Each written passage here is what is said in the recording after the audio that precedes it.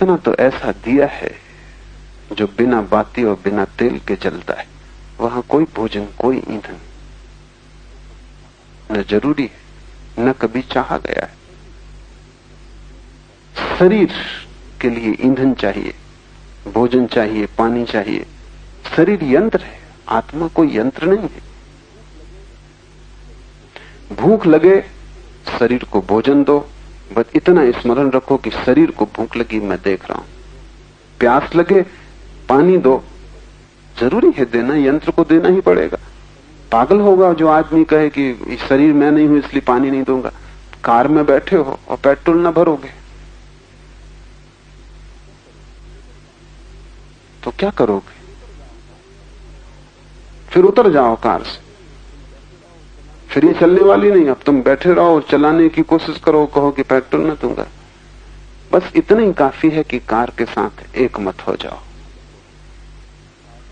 मालिक रहो, कार की जरूरत को पूरा करो। शरीर की जरूरत पूरी करनी है, वो यंत्र है, उसका उपयोग लेना है, और उपयोग बड़ा है, क्योंकि दुख में भी ले जाने में वो सीढ़ी है और आनंद में ले जाने में भी वही सीढ़ी है। शरीर तो एक सीढ़ी है, और सीढ़ी की खूबी होती है कि उसका एक छोर जमीन पे लगा होता है, दूसरा छोर आकाश में लगा होता है।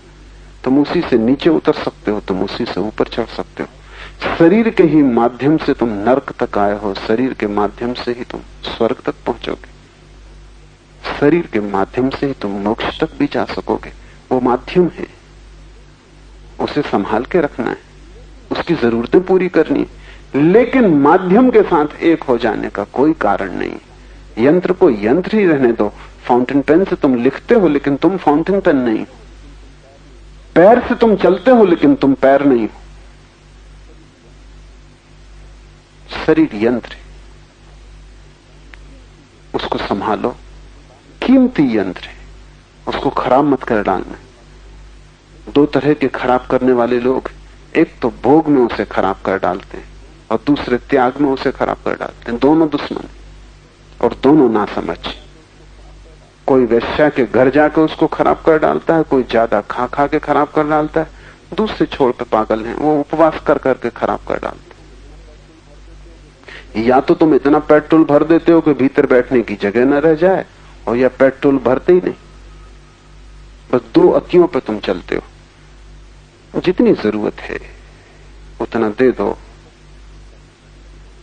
नौकर की भी चिंता तो करनी ही होगी, उसकी फिक्र रखनी होगी, लेकिन फिक्र से कोई नौकर मालिक नहीं हो जाता।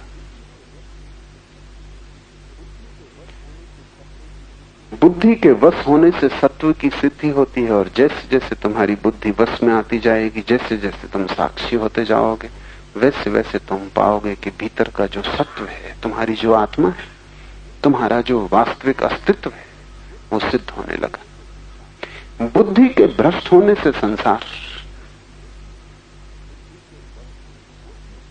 बुद्धि के वश होने से आत्मा। बुद्धि मालिक हो तो संसार, बुद्धि गुलाम हो जाए तो परमात्मा। बुद्धि सीढ़ी है,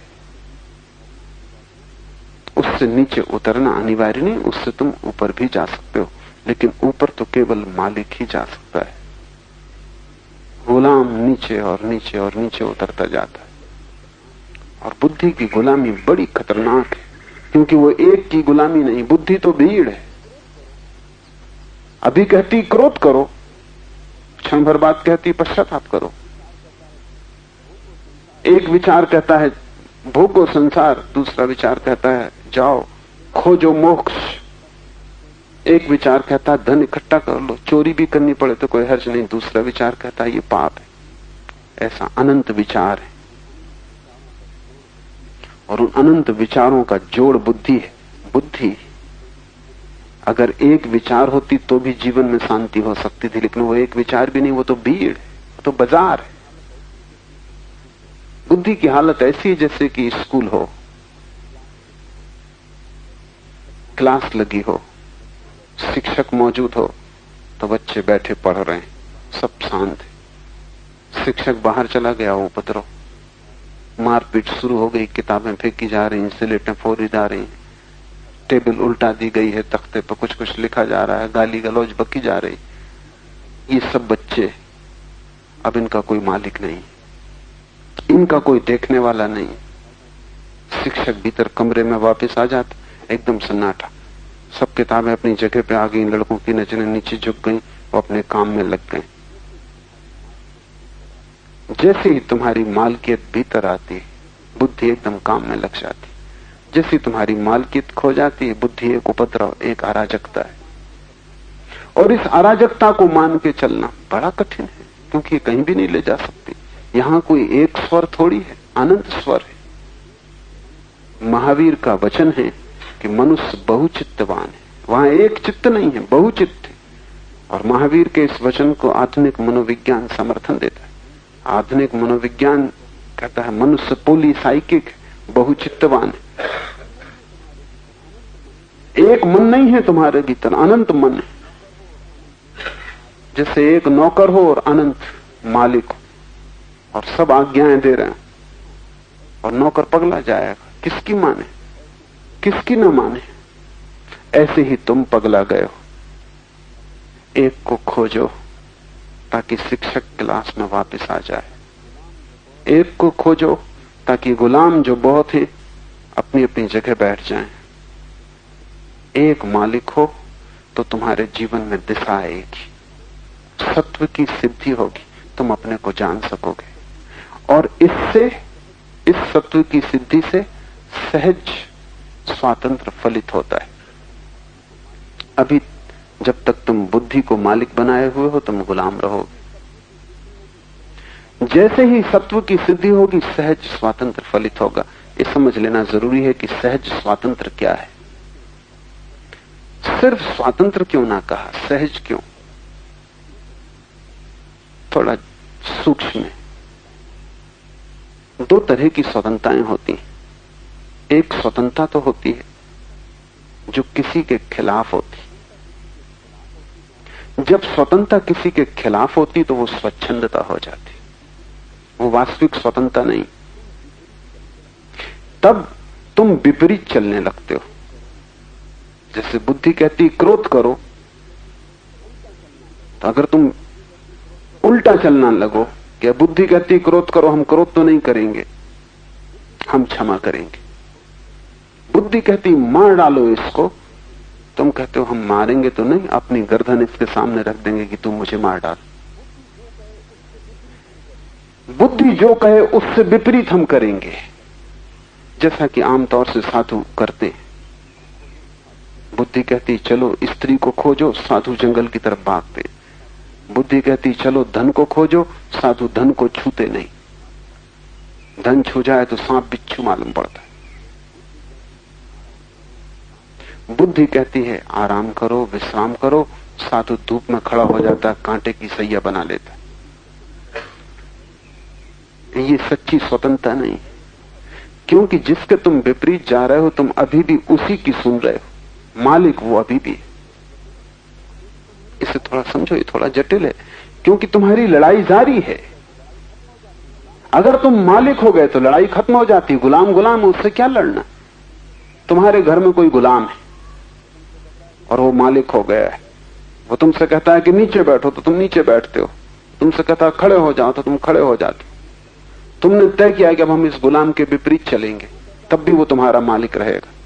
अब वो कहता है बैठो तो तुम खड़े हो जाते हो। मानते तुम उसकी नहीं हो, लेकिन फिर भी तुम उसी की मान रहे, क्योंकि वही तुम्हें गतिमान कर रहा है। और गुलाम जरा होशियार हुआ तो जब उसे तुम्हें बिठाना हो तब वो कहेगा खड़े हो जाओ, तो तुम बैठ जाओ।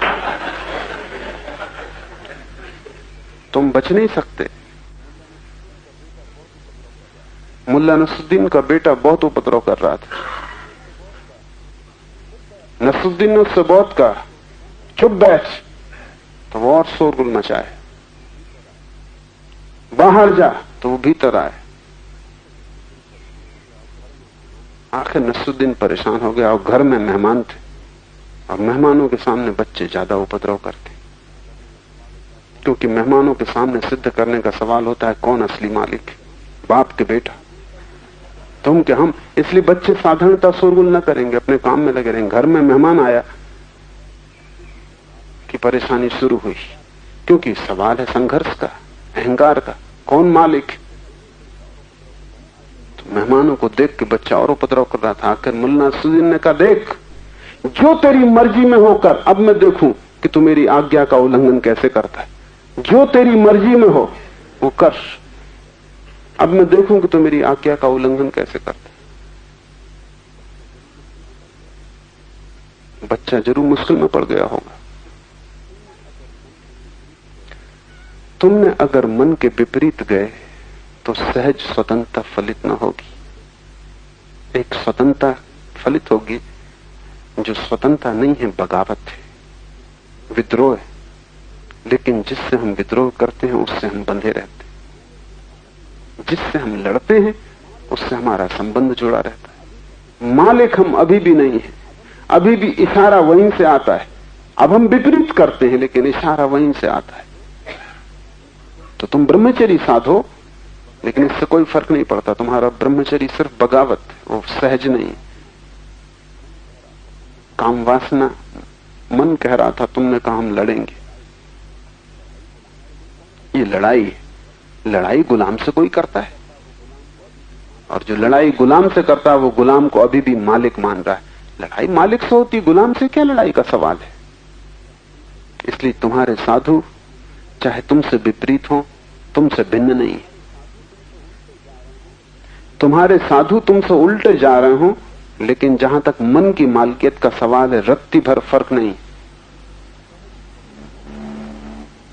सहज स्वतंत्रता बिल्कुल और बात है। सहज स्वतंत्रता का अर्थ ये, मैं मालिक हूं, इसलिए अब मन की मानना या न मानना दोनों सवाल नहीं।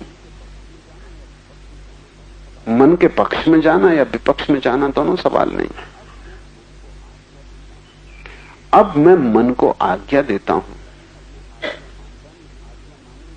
अब मैं आज्ञा मानता नहीं। आज्ञा मानने के दो ढंग हैं, मानूं या विपरीत जाऊं, लेकिन दोनों ढंग मानने के ही। बुद्धि जब मालिक हो जाती तो उसकी मालिकियत दो तरह की हो सकती है, नकारात्मक और विधायक। तुम चाहो ग्रस्त हो सकते हो, तुम चाहो साधु हो सकते हो, लेकिन फर्क ना पड़ेगा। इसलिए तुम्हारे साधु ग्रस्त के उल्टे रूप शीर्षासन करते हुए कोई फर्क नहीं। और ग्रस्त से ज्यादा तकलीफ में, क्योंकि पैर पर खड़े होना ज्यादा आसान, सिर पर खड़े होना निश्चित ही ज्यादा कठिन। नहीं तो प्रकृति तुम्हें सिर पे ही खड़ा हुआ बनाती। तुम जो कर रहे हो वो उससे विपरीत कर रहे हैं। तुम इकट्ठा कर रहे हो, वो त्याग कर रहे हैं। तुम शरीर की सुरक्षा कर रहे हो, वो शरीर को असुरक्षित छोड़ रहे हैं। तुम शरीर के लिए अच्छी सैया बना रहे हो, वो कांटे कंकड़ बीन रहे हैं।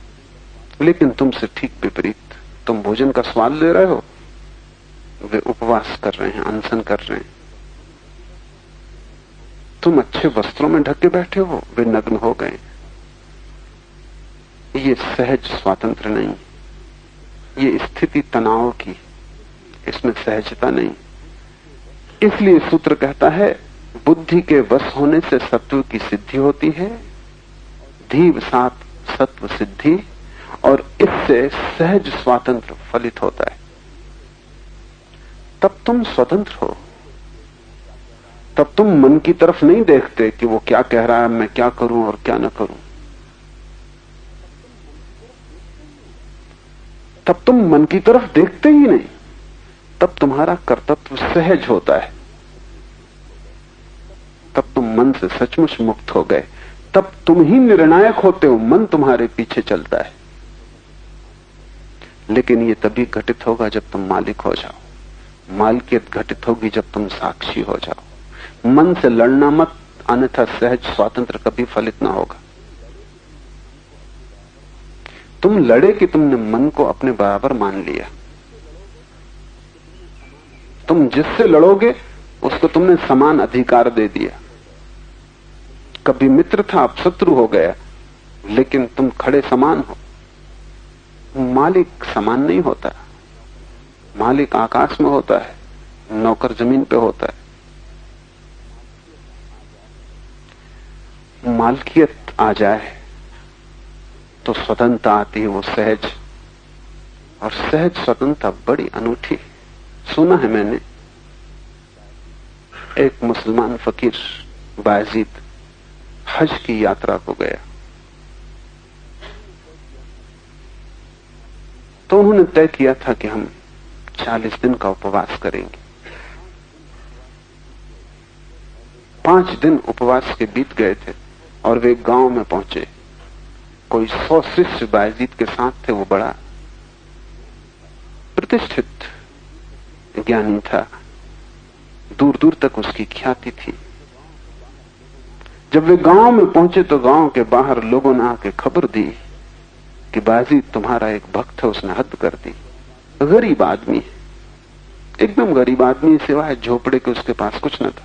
उसने झोपड़ा बेच दिया, गाय भैंस थी वो बेच दी, उसके पास जो था उसने सब बेच दिया, और आज पूरे गांव को भोजन पे बुलाया है तुम्हारे स्वागत में।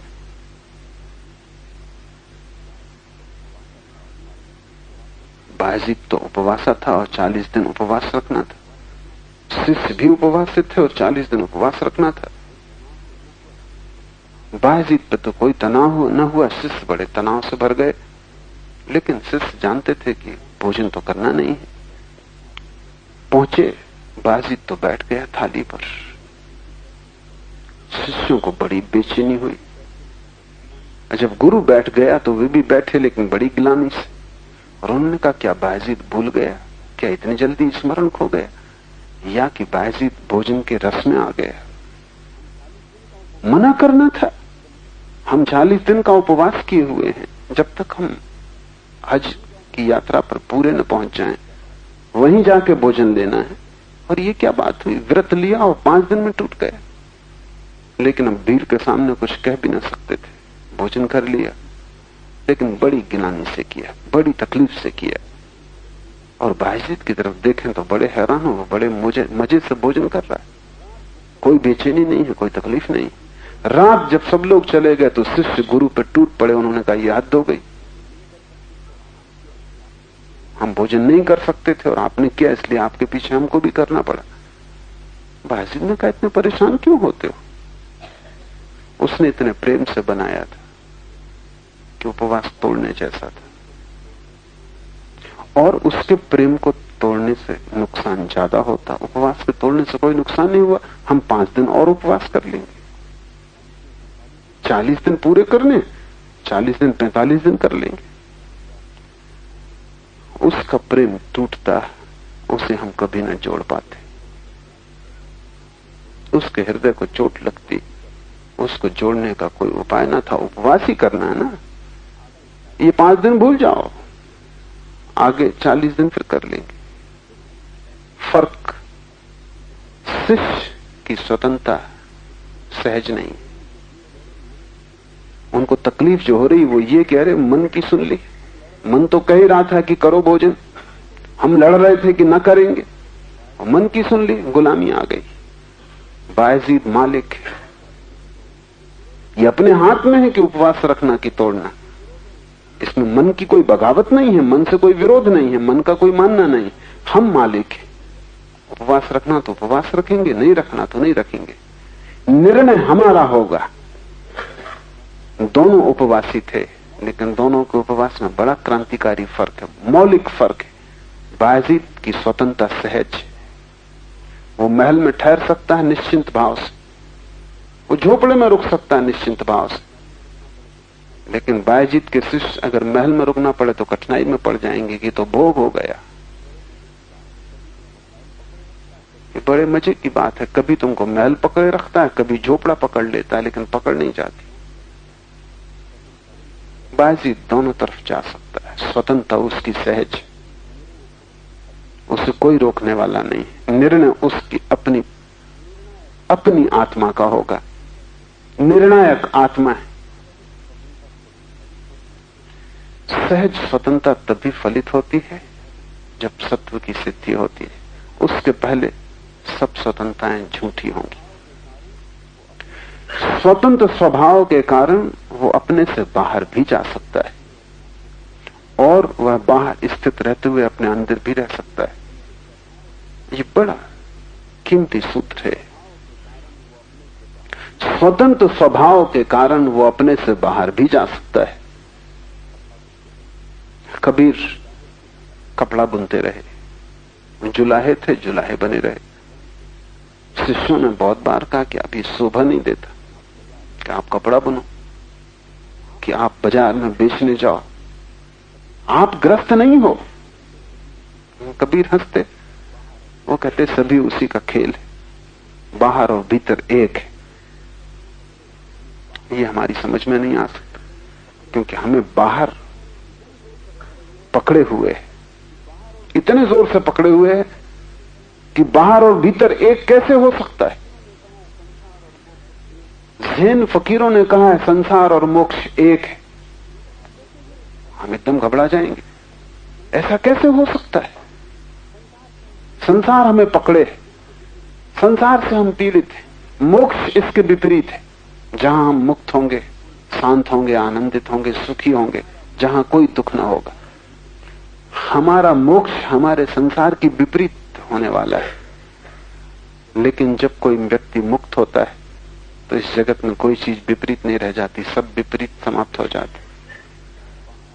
जब कोई व्यक्ति मुक्त होता है तो बाहर और भीतर का फासला खो जाता है, क्योंकि सारा फासला अहंकार की दीवार का है। क्या बाहर और क्या भीतर, बीच में अहंकार खड़ा है, उससे दीवार बनी। जैसे कि हमें मिट्टी के मटके को लेकर पानी में चले जाएं, नदी में पानी भर लें, तो हम कहेंगे ये मटके के भीतर पानी, ये मटके के बाहर नदी। लेकिन फासला क्या है? सिर्फ एक मिट्टी की दीवार। वो मिट्टी की दीवार टूट गई तो बाहर क्या होगा, भीतर क्या होगा? जो बाहर है वही भीतर है, जो भीतर है वही बाहर है। इसलिए कबीर कहते हैं उठना बैठना मेरी पूजा, चलना फिरना मेरी उपासना।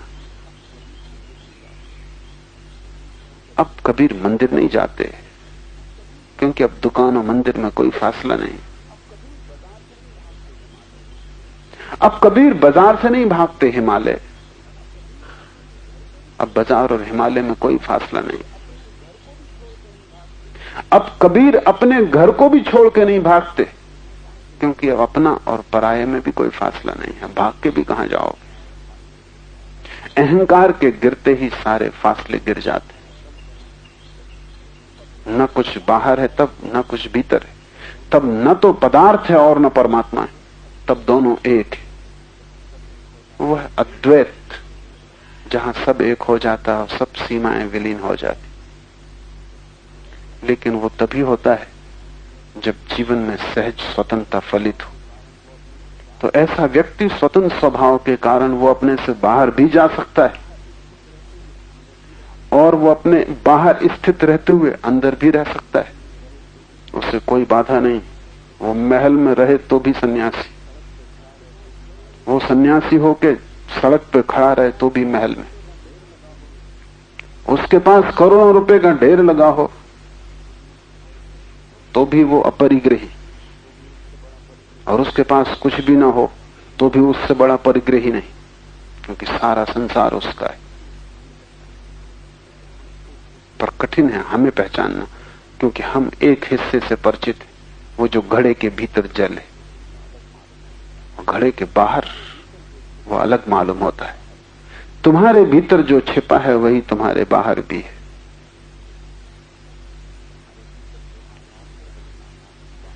तुम्हारे भीतर जो आकाश है वही आकाश बाहर भी है, और तुम्हारा शरीर मिट्टी के घड़े से ज्यादा नहीं है, जिसमें थोड़ा सा फासला किया हुआ मालूम पड़ता है।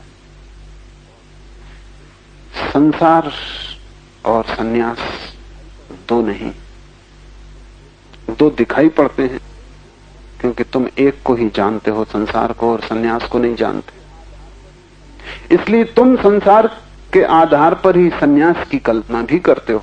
तुम्हारे सन्यास की धारणा भी तुम्हारे संसार से ही फलित होती, तो तुम उसको सन्यासी कहते हो जो तुमसे बिल्कुल विपरीत।